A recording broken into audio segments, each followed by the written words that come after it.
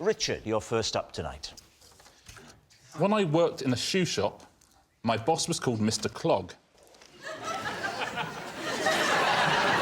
Remarkably, I've had 3 other jobs where my boss's name was directly related to their profession. What? The obvious question to ask is, what were those jobs and what were these people's names? Yeah, it is an obvious question. Is it maybe too obvious a question? Maybe go somewhere else first, just... I want to know about the first. Just tell us one of the jobs. At school, I worked in a warehouse and the boss was called Mr. Foreman. Mr. Foreman? OK. And what was your job? Getting stuff down from the top shelf, yes. obviously.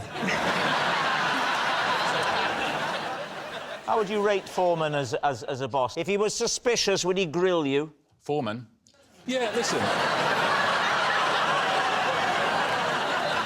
Very good.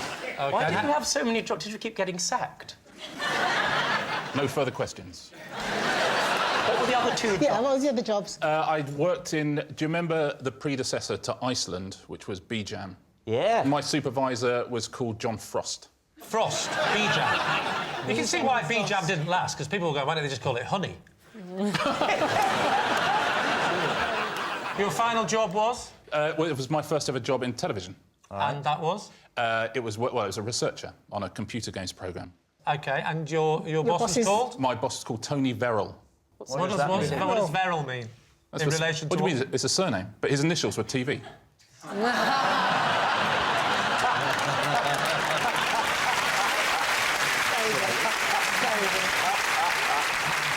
Of all these bosses that you remember, Richard, who would you say was your favourite boss? What was it about that boss that made them well, so John adorable? Frost wasn't really my boss, so I liked him. We had a bit more of a relationship. Mr. Foreman, I found that was quite stressful. It was one of my first ever jobs.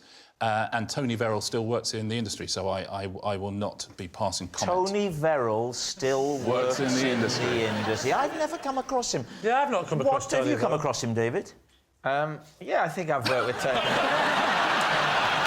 Sure, not 100%, but yeah. Do you know who Tony Verrill is?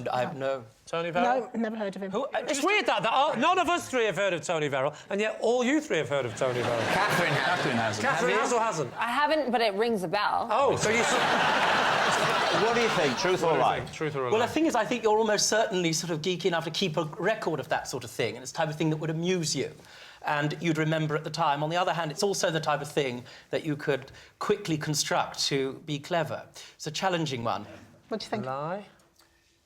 Yes, I think so. We'll have to say lie. You say lie. OK. Just because of Tony Verrill. Richard, truth or lie? It is a lie. Very good.